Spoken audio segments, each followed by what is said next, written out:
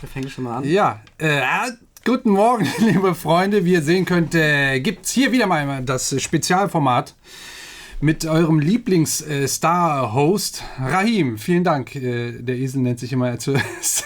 Ja. Und ihr wundert euch, tja, wieso sitzt hier heute jemand anderes? Heute ist wirklich mal ein Spezialgast da. Also da ist natürlich auch ein Spezialgast, aber heute ist mal wirklich jemand speziell gekommen, um hier Gast zu sein. Und zwar ist es Sarugen. Achso, ja. Hi, ich bin Saru. Saru, okay, Abkürzung. Genau, Abkürzung. Siehst du, da fällt schon direkt die Kamera aus.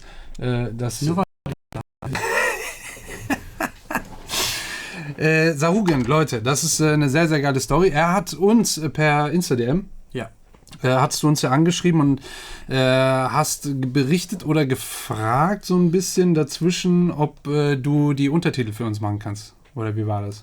Eigentlich habe ich gesagt, dass ich die einfach freiwillig gemacht habe. Ah. So war das. Hat da kein anderer gemacht. Hat kein anderer gemacht und wollte kein anderer machen. Was ich auch ein bisschen nachvollziehen kann, weil es tatsächlich auch immer sehr, sehr viel Arbeit ist. Oh ja. Ja, wobei du hast es ja sehr schnell gemacht, so schnell, dass wir uns schon manchmal gewundert haben. Naja gut, ich habe für jedes Video mal 3-mal die Zeit gebraucht, das heißt 20 Minuten, eine ganze Stunde. Oh. Deswegen habe ich mit denen auch geschimpft, wenn das Video mal länger als 20, 30 Minuten ging. Und wir hatten dann Angst, die Videos länger zu machen. Aber jetzt wisst ihr, wer oder was der Grund war. Okay, danke schön. Jetzt hassen die mich direkt. Wieso? Wir haben es ja auch so immer am Ende von dem Video sowieso auch schon immer gesagt, so, ja. Saru wird uns umbringen. Aber zum Glück haben wir Saru nicht so oft getroffen, dass er die Chance dazu gehabt hätte. Aber falls wir nach diesem Video keins mehr machen, dann wisst ihr warum. Genau. Ja. So, Leute, wir haben ja auch eine Verlosung, die gerade noch läuft bis Samstag tatsächlich. Wir hatten ja diese Korea-Box bekommen und da waren so einige Sachen drin, die wir weggesnackt haben. Die könnt ihr leider nicht mehr gewinnen. Die sind schon lange weg. Aber es gab noch ein paar andere Sachen drin, wie zum Beispiel den Monster X Banner und Monster X Herzchendose, sowas. Tupperbox, glaube ich. Nee, keine Tupperbox, das war so eine Blechdose ist das. Ah, okay. Die liegt übrigens auch hier hinten noch. Und von BTS ein Lesezeichen und noch so ein Blatt, wo Jimin drauf ist. Und es war auch noch ein Spiegel dabei von Stray Kids. Und ich hatte Sarugen dafür, dass er uns so viel ausgeholfen hat mit den ganzen Übersetzungen und dem Kanal hier, dass das für die internationalen Zuschauer auch interessant ist, habe ich Sarugen als erstes gefragt, ob er denn sich was wünscht von den Sachen. Und da hat er gesagt, ja, ich hätte gern den Spiegel.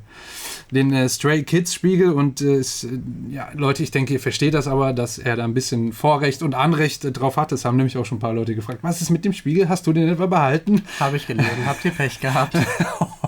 Ja, aber er hat es ja auch wirklich erarbeitet, muss man sagen. Und es ist wirklich ein schönes Stück, muss ich sagen. Auch nochmal hier sieht man das ja auch nochmal ganz grob. Ja, den überreiche ich dir hiermit jetzt offiziell und bedanke mich auch im Namen von Dana nochmal vielmals dafür, dass du uns geholfen hast. Kein Ding und Dankeschön für den Spiegel. Tut mir leid, ich bin ein bisschen aufgeregt, aber... Jetzt doch. Gerade war er noch cool.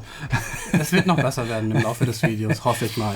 Ja, apropos Video. Was gucken wir denn für ein Video? Du darfst dir jetzt wünschen, was wir gucken. Genau, ich hatte jetzt von BTS Dope vorgesehen, habe ich Dana auch so geschrieben. Achso, hat mir Dana gar nicht berichtet. Oh, ich wollte einen Song haben, den ich selber jetzt nicht so oft gehört habe. Okay.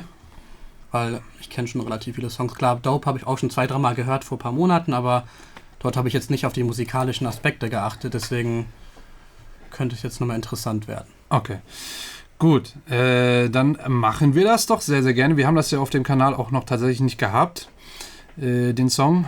Und ist die oberste Version. Alles klar. Genau. Ich bin auch auf die Kopfhörer sehr gespannt. Ja, die hast du ja auch noch gar nicht gehört und nicht gekauft. Noch nicht, vielleicht nach dem Video. Ich habe aber tatsächlich auch schon, es wird immer mehr so an DMs, die ich bekomme, wo die Leute mir berichten, dass sie gekauft haben und echt zufrieden sind. Mhm. Und sich mega bedanken für den Tipp. Ich hatte aber auch schon 1, 2, die gesagt, einen hatte ich jetzt gerade die Tage, der gesagt hat, dass der hat sich die 80 Ohm Version gekauft, dass die an seinem Rechner zu leise waren. Und er dachte irgendwie, sein Rechner wäre kaputt. Das liegt aber nicht dann am Rechner so gesehen, sondern an den Kopfhörern, weil umso höher die Ohmzahl ist, umso höher ist der Widerstand. Und das heißt, dass das Signal dann leiser ankommt. Es macht nur Sinn, die 250 Ohm-Version zum Beispiel zu kaufen, wenn man dazwischen irgendwie sowas wie ein Audio-Interface oder sowas hat. Oder in eine Anlage, eigentlich heißt es Kopfhörerverstärker, die eben dieses Signal nochmal verstärken kann. Bei mir jetzt hier ist das kein Problem. Eigentlich sollten 80 Ohm bei einem PC auch gehen. Es hat mich ein bisschen gewundert, dass es bei dem jungen Mann nicht ging. Aber ansonsten zur Sicherheit holt euch einfach die 32 Ohm Version. Die sollte auch auf jeden Fall am Smartphone funktionieren. Ja. Also gut. Soll ich denn was sagen, wenn mir was auffällt, oder hören wir mal ein Stück und dann pausieren wir?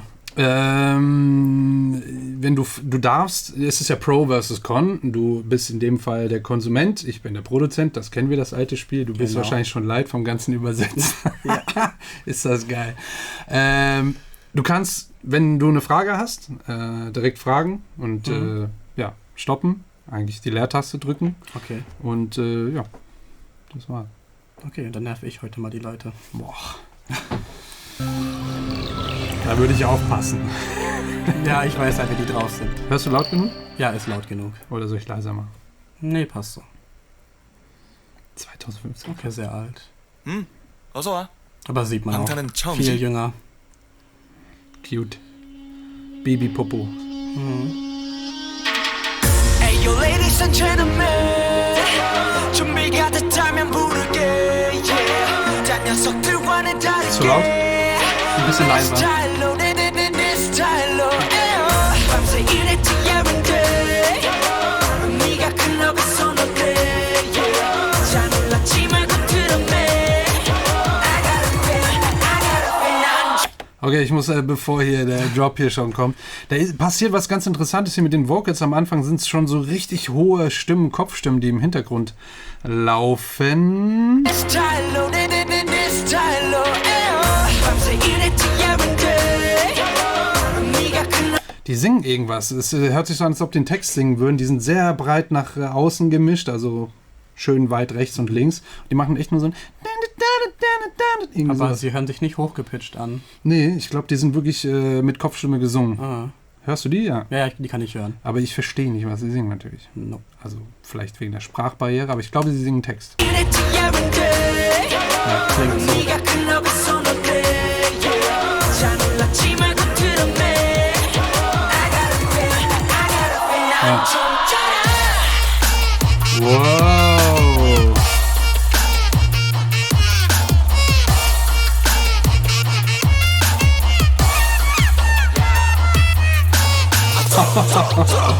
Geil. Ist das die Hook quasi? Das ist sozusagen die Hook, ja. Okay, krass. Fett. Wie hört sich an für dich jetzt auf den Kopfhörern? Du kennst den Song ja schon? Ja, also auf den Kopfhörern ist das ein ganz anderes Gefühl. Ich benutze zu Hause ja nur die ganz normalen Apple-Kopfhörer. Oh. Und das mit dem Handy oder mit dem Laptop. Die Apple-Kopfhörer sind... Also, Ja, die sind Mist. Die sind wirklich Mist. Also für Menschen, die... Ich raff's nicht. So viele Menschen hören mit denen so viel Musik, aber die sind eigentlich echt Mist. Das Ding ist, man gewöhnt sich natürlich auch an so etwas wie schlechte Kopfhörer, dass man dass man denkt, das hört sich gut an, aber die sind wirklich nicht gut. im Vergleich zu denen hier sind die auf jeden Fall was ganz anderes. Ja. Aber das sind die normalen mit Kabel oder die kabellose? Die mit Kabel, also Okay, nicht die ja. Earpods. Okay, ja, krass. Weil die Earpods über diese Bluetooth-Übertragungsgeschichte verliert man nämlich auch nochmal an Qualität. Aber ja, ich kenne die. Ich habe die auch eine Zeit lang natürlich mal gehabt und benutzt, aber die sind Mist. Ja. Der Bass, der im Hintergrund war das ein Subbass oder was genau für einer war das? Wir können ja nochmal vielleicht oder so zur nächsten. Springen wir mal. Ich sag's dir gleich noch, wenn die nächste Ja, der hochkommt. wird Dann nochmal noch. kommen. 우리 연습실 땀내 Hier läuft ja auch schon der Bass. Ja, es ist auf jeden Fall ein Subbass, der eben sehr tieffrequent hier unterwegs ist, unter 50 Hertz. Ich weiß nicht, ob ich den Equalizer aufmachen soll, aber ich kann es ja mal versuchen. Das ist hier immer so eine Geschichte. Oh, das ist das falsche Fenster. Das hier brauchen wir. Alles live und uncut, Saru, wie du Ja, siehst. kann ich jetzt auch bestätigen. Das ist der. Und man, gerade in der Hook kommt er sehr gut durch, weil er relativ lange auch liegt auf einem Ton. Immer so du. Und das kannst du dann hier auch sehr gut sehen, bei welcher Frequenz. Ungefähr bei 60. Und da siehst du auch sehr gut die Tonwechsel, weil bei dem einen Ton ist er bei 60 Hertz, bei dem anderen so zwischen 80 und 90 Hertz, irgendwie sowas. Und da sieht man auch eben, dass jeder Ton auf eine andere Frequenz dann auch spielt, also auch beim Bass. Bass heißt jetzt nicht nur, dass es fest nur eine Frequenz ist. Sollte man vielleicht auch nochmal verinnerlichen. Der hohe.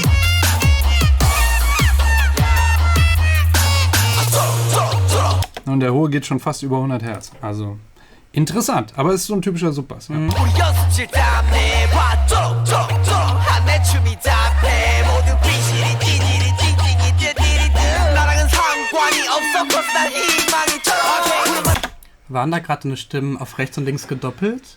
Ja. Ich glaube, einmal rechts war es, glaube ich, tiefer gepitcht und links war es dann höher. Ich glaube, eine Oktave, denke ich mal.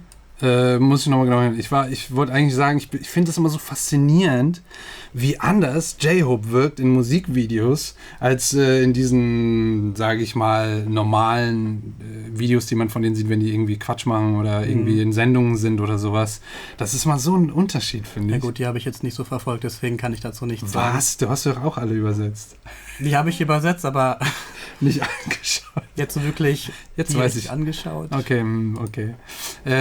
Warte, ich höre mal genau hin. 봐 톡톡톡 Ja. 한내 Na, allein dieses das ist ja auch schon gedoppelt.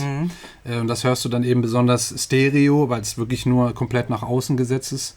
Also rechts und links. 춤이 답해 모두 비실이 찌질이 찡찡이 띠디리드 나랑은 상관이 Ja, gut gehört. Rechts ist runtergepitcht. Wirklich auch gepitcht, also nicht tief gedoppelt. Das hört man relativ deutlich, finde ich, dass es auf jeden Fall gepitcht ist. Was ist der Unterschied zwischen tief gedoppelt und gepitcht? Tief gedoppelt meine ich einfach, dass er wirklich seine Stimme tiefer gemacht hat. Ach so, okay. Ja, das klingt so, als ob man wirklich aus einer oberen Tonlage das dann um eine Oktave runtergesetzt hat. Technisch. 없어 cause 난 희망이 저 오랜만에 마지막까지 전부 다 쫙짜라 하루의 절반은 작업에 쫙짜라 작업 실제로 살아 청춘을 속아가도 덕분에 멀어가도 알리는 성공가도 손을 들어 더 크게 소리 질러 쫙짜라 밤새 일은 지겹 Dieses Saxophon-Sample ist halt, ich würde es jetzt mal als Saxophon bezeichnen, es klingt schon fast wie eine Tröte, weil es manchmal so wie rausgequetscht da die Töne noch kommen, so richtig quietschig. Ich hätte jetzt nie gedacht, dass das ein Saxophon ist, weil das so hoch ist. Ja gut, beim Saxophon gibt es ja auch nochmal unterschiedliche Lagen, in denen die spielen. Also jetzt ein Altsax wird es nicht sein, das wäre zu tief, aber es könnte ein Sopransaxophon sein. Also halt eins, das höher spielt. Oder ist es ein Sample, oder also wirklich ein Sample, also ein Saxophon, das vielleicht tiefer gespielt wurde und dann hochgepitcht, das könnte auch gehen. Aber ich glaube, es klingt eher wie ein Saxophon, das schon hoch spielt. Aber gerade hier auch in den Verse-Parts, also in den Strophen, ist es, ich finde das irgendwie, dieses Sample fällt voll krass auf, aber ist irgendwie lustig, weil das so richtig quiekt. Ja, Irgendwie das Saxophon. das fällt sehr auf. Deswegen sage ich, das klingt wie so eine Tröte, oder eine Ente, der man gerade den Hals umdreht.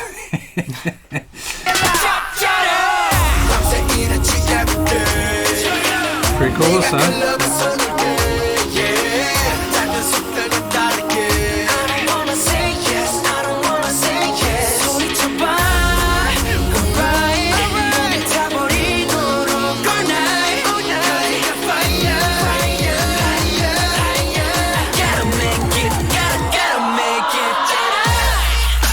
Ey, fetter Song, Alter. Bei den Riser finde ich das geil, dass sie erstmal den Riser zu Ende laufen lassen und dann kommt nochmal so eine Art Riser mit dem Geschrei.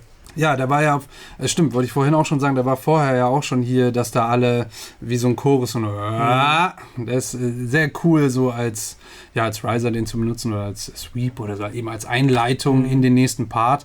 Sehr, sehr cool. Hier im Pre-Chorus sind aber noch ein paar Instrumente hinzugekommen, die ich vorher nicht gehört habe, zumindest nicht bewusst. Einmal hier. Das spielt so im Hintergrund. Ja.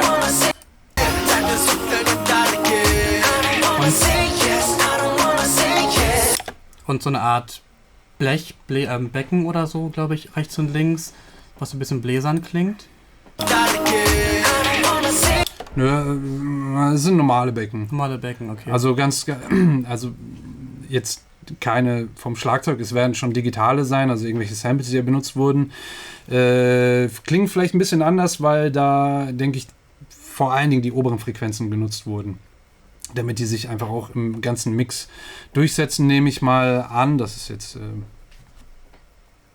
geraten, aber nehme ich mal an. Weil die wechseln aber auch die Seite, ne? Also die machen einmal okay, das habe ich jetzt nicht gehört. Ja, hören wir nochmal genau hin. Ja.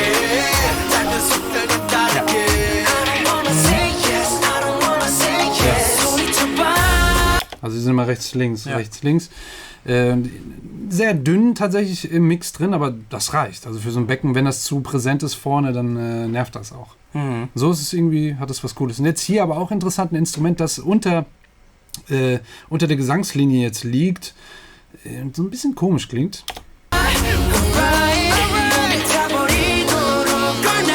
Wie nochmal eine Tröte. Ja. Aber wirklich eine Tröte. Diesmal diese kleinen... wie so ein Kazoo klingt das. Genau, wie ein Kazoo. Und wirklich so ein bisschen... Wenn es lauter wäre, wäre es nervig. Und wenn es liegt zum Glück genau unter der Gesangslinie, sonst wird es zu sehr auffallen. Aber so, ja, verstärkt es eigentlich nur ein bisschen die Gesangslinie und macht die vielleicht noch mal ein bisschen besonders im Klang. Aber man hört das auch nur, wenn man genauer hinhört. Mhm. Ich wette mit dir, das hättest du jetzt auf deinen iPhone-Kopfhörern oder Apple-Kopfhörern noch nicht gehört. Ich glaube, ich hätte es nicht gehört. Jetzt schreiben wieder ein paar, ich höre es auf meinen. Ja.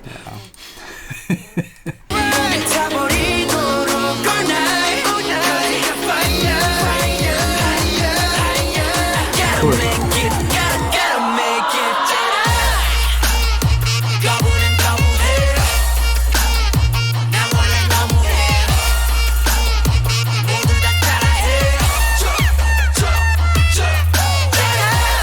Gerade diese Töne am Ende, meine ich, die vom Saxophon so wirklich, als ob die gleich abbricht hier. Mhm. Aber es ist geil, weil das irgendwie so ein gewisses Feeling da nochmal reingibt. Was vielleicht auch... Wolltest du was sagen? Nee, ich wollte nicht sagen. Was auch noch interessant ist, hier auf die Snare, beziehungsweise auch Claps, glaube ich, ist auch immer so ein Vocal Chant drauf. Immer so ein Ha. Müssen wir genau hinhören. So ein sehr... Das ist ein sehr hohes...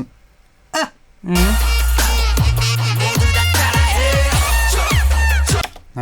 Ich will immer von hier. Ja. Ich glaube sogar immer nur beim zweiten Schlag. Ich bin mir nicht ganz sicher, aber ich höre es nicht jedes Mal, aber ich höre es. Wie so ein...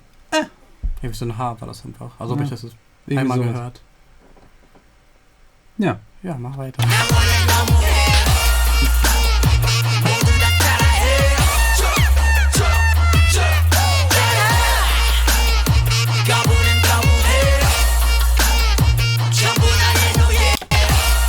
Steht da was Deutsches im Hintergrund? Hatte ich gerade keine... Dachte ich auch gerade, witzigerweise. Keine... Oh Gott. Oh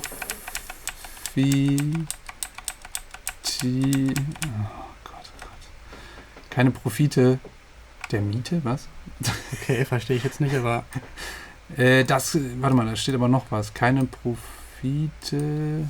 Ja, der Pfeiler ist davor. Ja, und das gefühlt bei jedem Shot. Mit der Miete. Keine Profite mit der Miete? Das muss eine bestimmte Bewegung gewesen sein, die ihr in den Kommentaren bestimmt kennt und gerade reinschreibt. Keine Profite.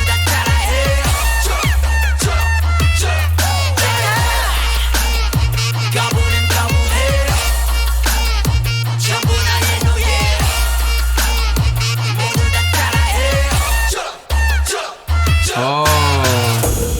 Sogar wirklich. Das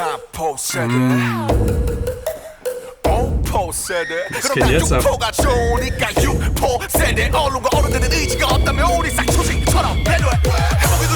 Wow, was? Nice, Alter. Erst, ja, voll unerwartet, krass. Erst einmal hier natürlich, dass in der Hook die Instrumental, die komplett nochmal rausgenommen werden. Geil halt, ne? Mag klein wirken, aber sowas macht echt immer viel aus. Sind das Klanghölzer oder? Keine Ahnung. Das ist irgendein Synthesizer, Sounddesign, keine Ahnung. Das ist nichts, was man... Also ich hätte keinen Namen dafür. Okay.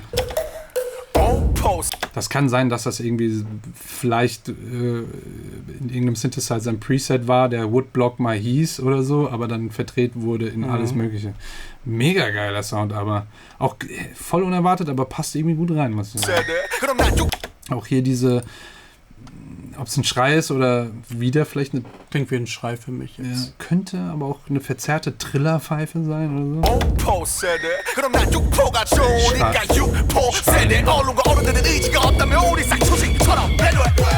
Das letzte war definitiv ein Schrei auf dem linken Ohr. Waren das Paukenschläge, die dazwischen waren, oder?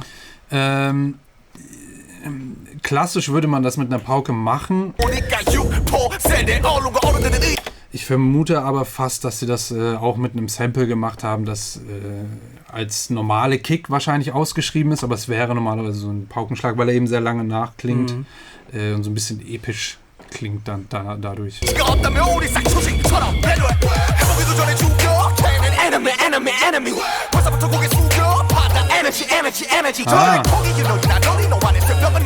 Das ist gar kein Instrument, die ist eine... Ist das kein Instrument? Ich glaube, das sind Vocals. Das sind, glaube ich, echt Vocals, die verzerrt wurden. Also wahrscheinlich tiefer gepitcht, aber da irgendwie einiges noch dran rumgedreht, Sounddesign-mäßig, sodass es wie ein Instrument dann klingt. Ja.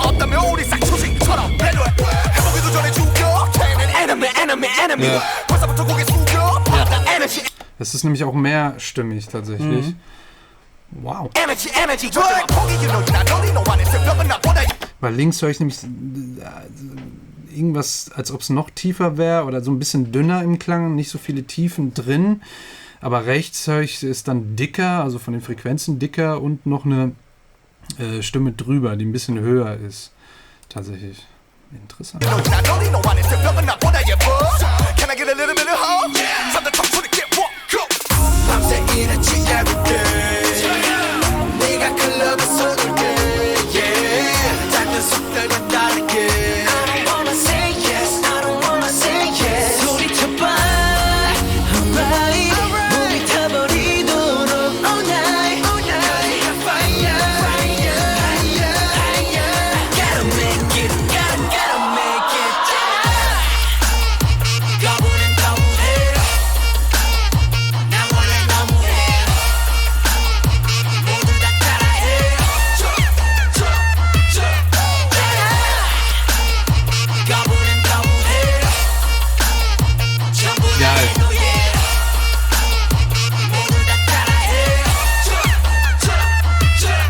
Echt fett, Alter. Ja, diese Kopfhörer.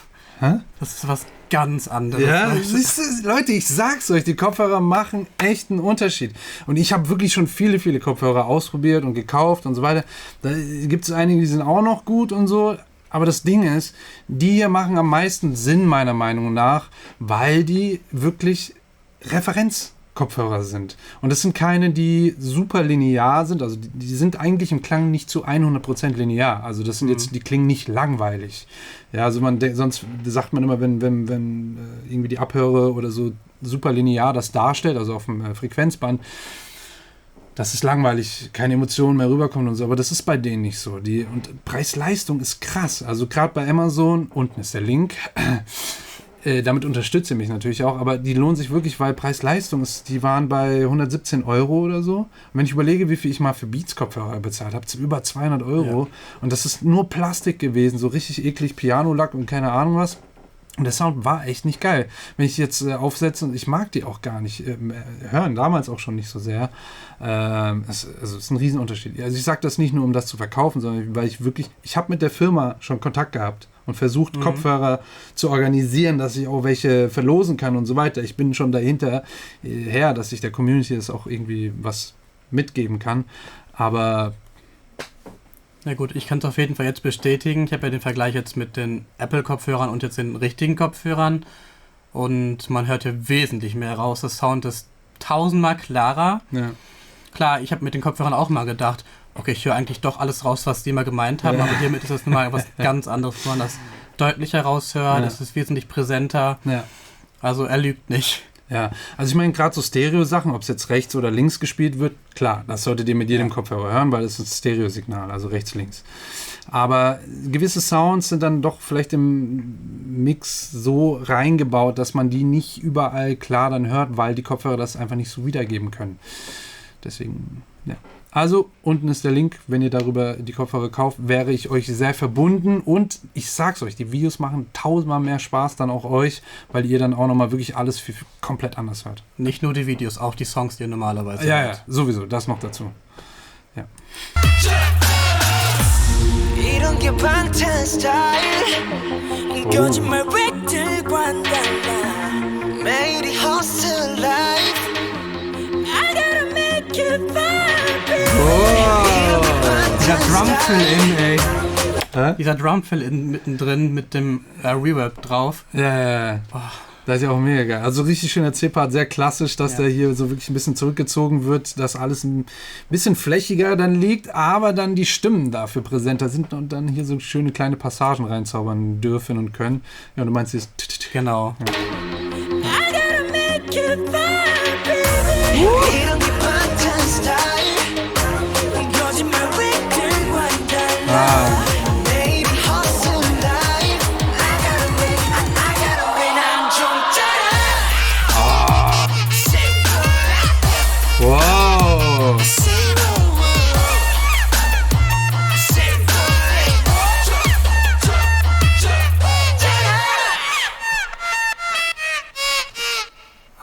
Geil. Ey, fette Nummer, ey, mega geil. Hier jetzt wirklich auch nochmal vocalmäßig einiges ausgepackt. Hier war ja auch Adlibs, die in Kopfstimme auch wieder komplett rechts-links gesetzt im Hintergrund singen. Warte mal, ab hier. Nee. Ja, hier.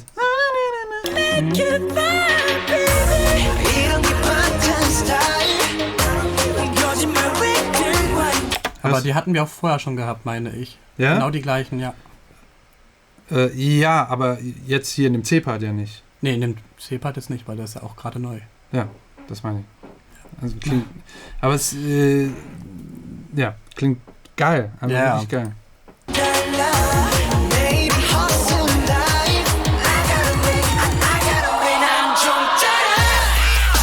Auch die. Au! Fett. Mega geil.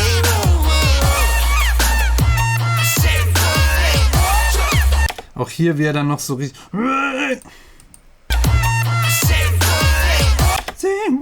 Ach so, ja. So fast richtig mit Power rausschreit.